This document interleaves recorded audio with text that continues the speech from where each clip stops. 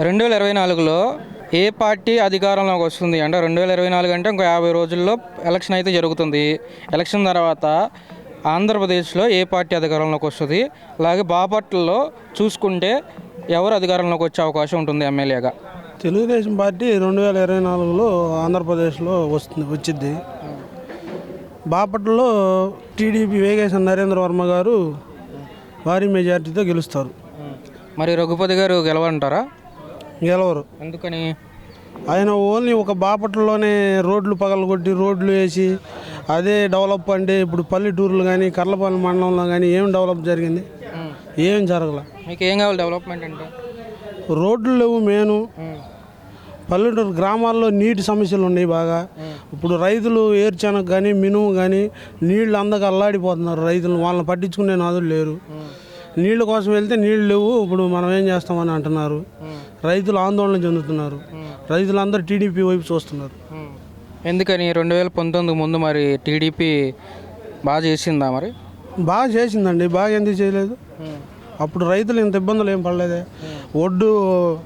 ఆ ఒడ్డు అమ్ముకుని కూడా అకౌంట్లో డబ్బు డైరెక్ట్గా అకౌంట్లో వేయడం, వాళ్ళ చేతికి ఇవ్వడం అలా జరిగింది.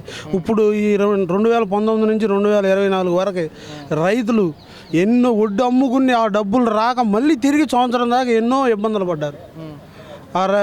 ఏది మరి ప్రభుత్వం చేసింది అభివృద్ధి ఏది?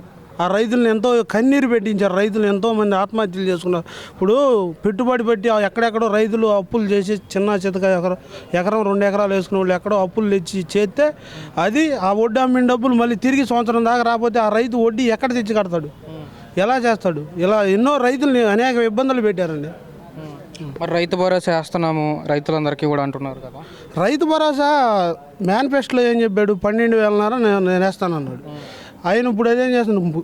మోడీ కేంద్ర ప్రభుత్వం ఇస్తున్న 6,000తో కలుపుకుని ఈయన 6,000 ఇచ్చి 12,000 నేనే ఇచ్చాను, 12,000 నేనే ఇచ్చాను అని చెప్పుకుంటున్నాడు. అది ఒకటి.